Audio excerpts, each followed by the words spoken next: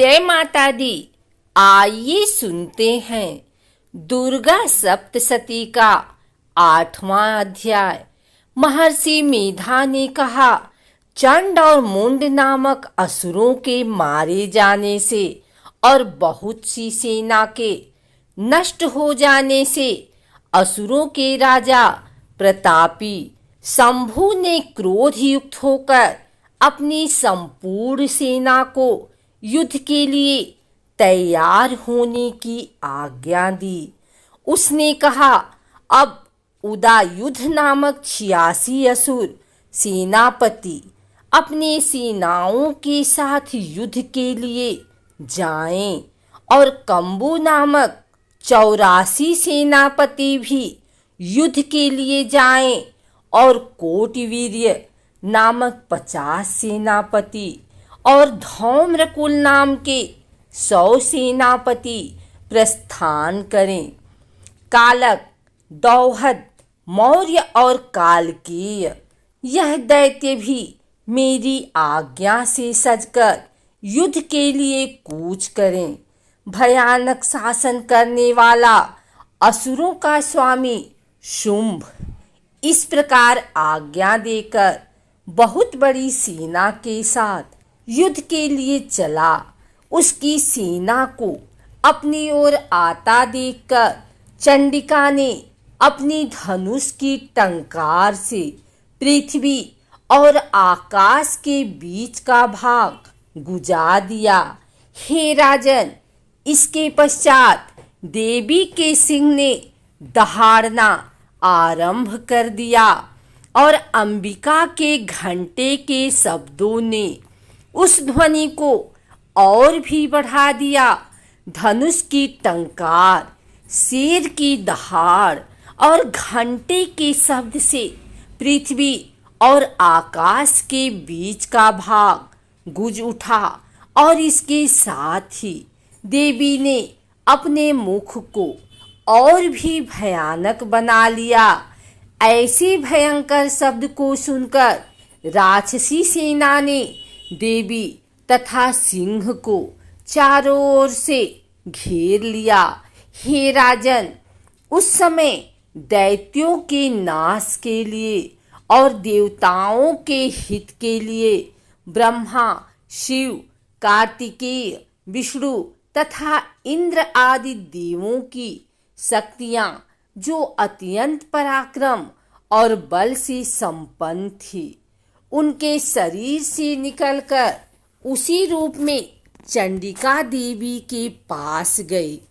जिस देवता का जैसा रूप था, जैसे आभूषण थे और जैसा वाहन था, वैसा ही रूप, आभूषण और वाहन लेकर उन देवताओं की शक्तियां दैत्यों से युद्ध करने के लिए आई। हंस युक्त विमान में बैठकर और रुद्राक्ष की माला तथा कमंडलू धारण करके ब्रह्मा जी की शक्ति आई। वृषभ पर सवार होकर, हाथ में त्रिशूल लेकर, महानाग का कंकड़ पहनकर और चंद्र रेखा से भूषित होकर भगवान शंकर की शक्ति महेश्वरी आई और मोर पर आरूढ़ होकर हाथ में शक्ति लिए दैत्यों से युद्ध करने के लिए कार्तिकेय जी की शक्ति उन्हीं का रूप धारण करके आई। भगवान विष्णु की शक्ति गरुड़ पर सवार होकर शंख, चक्र, श्रांग, गदा, धनुष तथा खड्ग हाथ में लिए हुए आई। श्री हरि की शक्ति वाराही, वाराह का शरीर धारण करके आई और नरसिंह के समान शरीर धारण करके उनकी शक्ति नारसिंही भी आई।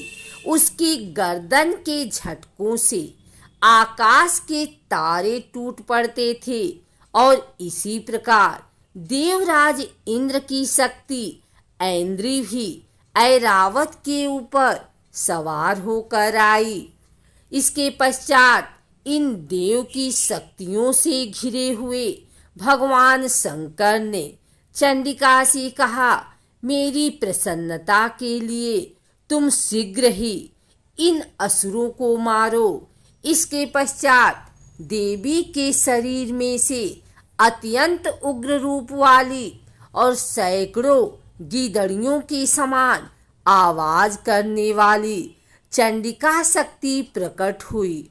उस अपराजिता देवी ने धूमिल जटा वाले भगवान श्री शंकर जी से कहा, हे प्रभु, आप मेरी ओर से दूत बनकर शुंभ और निशुंभ के पास जाइए और उन अत्यंत गर्वीले दैत्यों से कहिए तथा उनके अतिरिक्त और भी जो दैत्य वहां युद्ध के लिए उपस्थित हों, उनसे भी कहिए, जो तुम्हें अपने जीवित रहने की इच्छा हो तो त्रिलोकी का राज्य इंद्र को दे दो। देवताओं को उनका यज्ञ भाग मिलना आरंभ हो जाए और तुम पाताल को लौट जाओ। किंतु यदि बल के गर्व से तुम्हारी लड़ने की इच्छा हो तो फिर आ जाओ।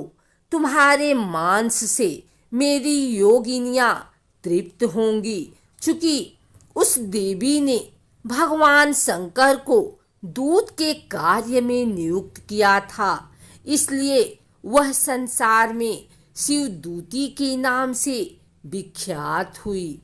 भगवान शंकर से देवी का संदेश पाकर उन दैत्यों के क्रोध का कोई आर पार न रहा और वह जिस स्थान पर देवी विराजमान थी वहां पहुँचे और जाने के साथ ही उस पर बाणों और शक्तियों की वर्षा करने लगे।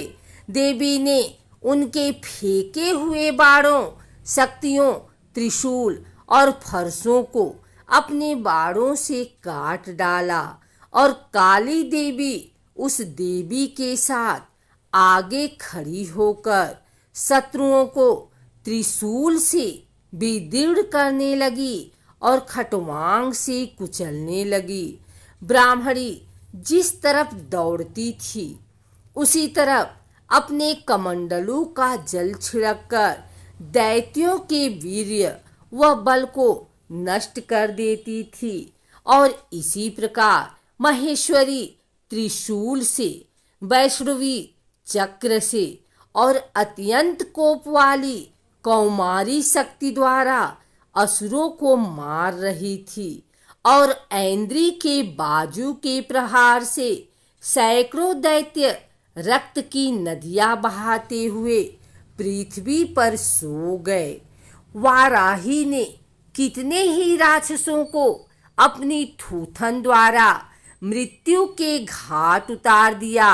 दाढ़ों के अग्रभाग से कितने ही राक्षसों की छाती को चीर डाला और चक्र की चोट से कितनों ही को विदीर्ण करके धरती पर डाल दिया।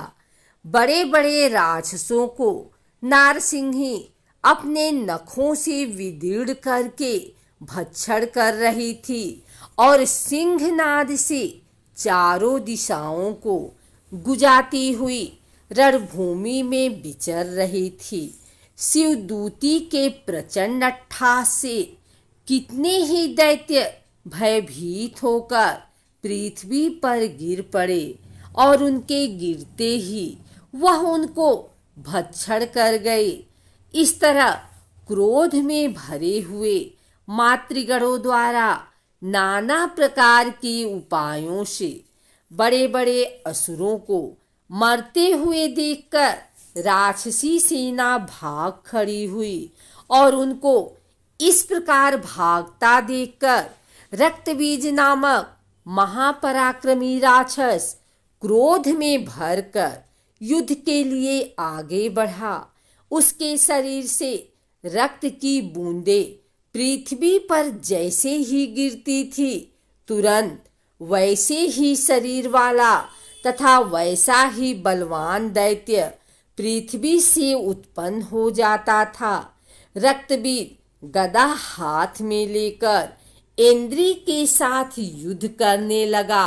जब इंद्री शक्ति ने अपने वज्र से उसको मारा तो घायल होने के कारण उसके शरीर से बहुत सा रक्त बहने लगा और उसकी प्रत्येक बूंद से उसके समान ही बलवान तथा महापराक्रमी अनेकों दैत्यों भयंकर रूप से प्रकट हो गए।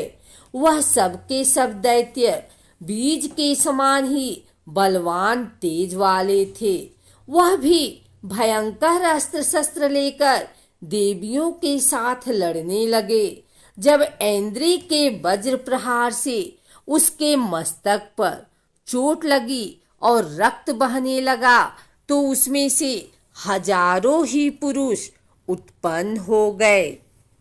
वैष्णवी ने चक्र से और ऐन्द्री ने गदा से रक्त बीज को चोट पहुंचाई और वैष्णवी के चक्र से घायल होने पर उसके शरीर से जो रक्त बहा उससे हजारों महाअसुर उत्पन्न हुए जिनके द्वारा यह जगत व्याप्त हो गया। कौमारी ने शक्ति से, वाराही ने खड्ग से और महेश्वरी ने त्रिशूल से उसको घायल किया। इस प्रकार क्रोध में भरकर उस महादैत्य ने सब मातृशक्तियों पर पृथक पृथक गदा से प्रहार किया और माताओं ने शक्ति तथा शूल इत्यादि से उसको बार बार घायल किया। उससे सैकड़ों महादैत्य उत्पन्न हुए और इस प्रकार उस रक्त बीज के रुधिर से उत्पन्न हुए असुरों से संपूर्ण जगत व्याप्त हो गया, जिससे देवताओं को भय हुआ। देवताओं को भयभीत देखकर चंडिका ने काली से कहा, हे चामुंडे, अपने मुख को बड़ा करो और मेरे शस्त्रघात से उत्पन्न हुए रक्त बिंदुओं तथा रक्त बिंदुओं से उत्पन्न हुए महाअसुरों को तुम अपने इस मुख से भक्षण करती जाओ। इस प्रकार रक्त बिंदुओं से उत्पन्न हुए महादैत्यों को भक्षण करती हुई तुम रणभूमि में विचरो। इस प्रकार रक्त क्षीण होने से यह दैत्य नष्ट हो जाएगा। तुम्हारे भक्षण करने के कारण अन्य दैत्य नहीं होंगे। काली से इस प्रकार कहकर चंडिका देवी ने रक्त बीज पर अपने त्रिशूल से प्रहार किया और काली देवी ने अपने मुख में उसका रक्त ले लिया। तब उसने गदा से चंडिका पर प्रहार किया। प्रहार से चंडिका को तनिक भी कष्ट न हुआ, किंतु रक्त बीज के शरीर से बहुत सा रक्त बहने लगा। लेकिन उसके गिरने के साथ ही काली ने उसको अपने मुख में ले लिया। काली के मुख में उस रक्त से जो असुर उत्पन्न हुए उनको उसने भक्षण कर लिया और रक्त को पीती गई। तदंतर देवी ने रक्त बीज को, जिसका की खून काली ने पिया था, चंडिका ने उस दैत्य को वज्रबाण, खड्ग तथा ऋषि इत्यादि से मार डाला। हे राजन, अनेक प्रकार के शस्त्रों से मारा हुआ और खून से वंचित वह महादैत्य रक्तबीज पृथ्वी पर गिर पड़ा। हे राजन, उसके गिरने से देवता अत्यंत प्रसन्न हुए और माताएं उन असुरों का रक्त पीने के पश्चात उद्धत होकर नृत्य करने लगी।